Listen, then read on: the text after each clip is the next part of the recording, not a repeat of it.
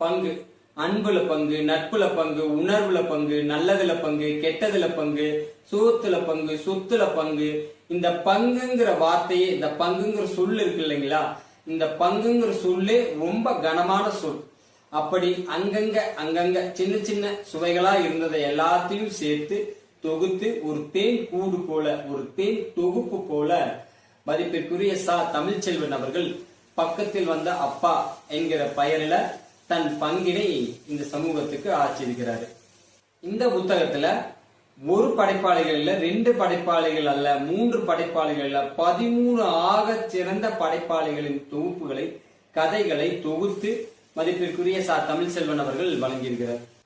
ஒவ்வொரு படைப்பாளிகளின் கதை சொல்லும் விதம் மாறுபட்டு இருக்கும். ஆனா இவர் ஒவ்வொரு கதைக்களங்களையும் ஒரே நேர்கோட்டில பயணிக்கிற கதைகளை தேர்ந்தெடுத்து அதை ஒவ்வொரு படைப்பாளிகளும் மாறுபட்ட கோணத்துல சொன்ன கதைகளா தேர்வு செஞ்சு அதை சரியான வரிசையில அழகுற கதைகளை தொகுத்து வழங்கியிருக்கிறார்.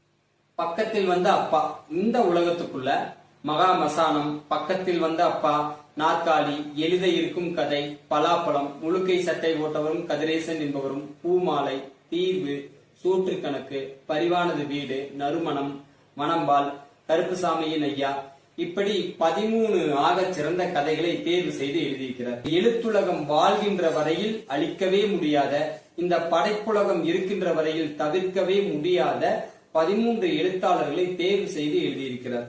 மதிப்பிற்குரிய திரு புதுமை பித்தன் அவர்கள், மதிப்பிற்குரிய திரு சுந்தர ராமசாமி அவர்கள், மதிப்பிற்குரிய திரு ராஜநாராயணன் அவர்கள், மதிப்பிற்குரிய திரு பிரபஞ்சன் அவர்கள், மதிப்பிற்குரிய திரு வண்ண நிலவன் அவர்கள், மதிப்பிற்குரிய திரு வண்ணதாசன் அவர்கள், மதிப்பிற்குரிய திரு சூடாமணி அவர்கள், மதிப்பிற்குரிய திரு திலீப் குமார் அவர்கள், மதிப்பிற்குரிய திரு ஜெயமோகன் அவர்கள், மதிப்பிற்குரிய திரு எஸ் ராமகிருஷ்ணன் அவர்கள், மதிப்பிற்குரிய திரு இமயம் அவர்கள், மதிப்பிற்குரிய திரு அழகிய பெரியவன் அவர்கள், மதிப்பிற்குரிய தமிழ்ச்செல்வன் அவர்கள், இந்த 13 எழுத்தாளர்களின் கதைகளை தேர்வு செய்து எழுதியிருக்கிறார் மதிப்பிற்குரிய தமிழ்ச்செல்வன் அவர்கள்.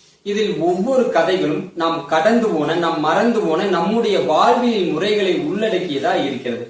இதில் பல கதைகள், இதில் அமைந்திருக்கும் உரையாடல்கள் அனைத்துமே வட்டார மொழிகளில் அமைந்திருப்பது நம் படிக்கும் பசியினை ஒருபடி மேலே கூட்டுகிறது.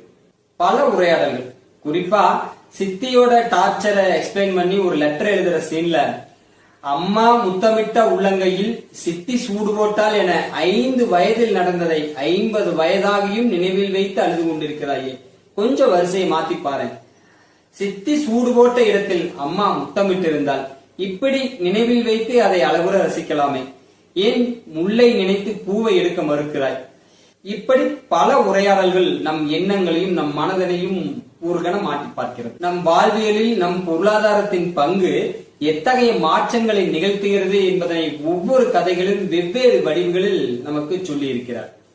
இந்த கதை இவ்வளவு சிறப்புற அமைந்திருக்க காரணம், இந்த கதைகளை தேர்ந்தெடுத்தது முழுக்க எளிய மனிதர்களின் வாழ்வியல் முறைகளை அவர் தேர்வு செய்து எழுதியிருக்கிறார்.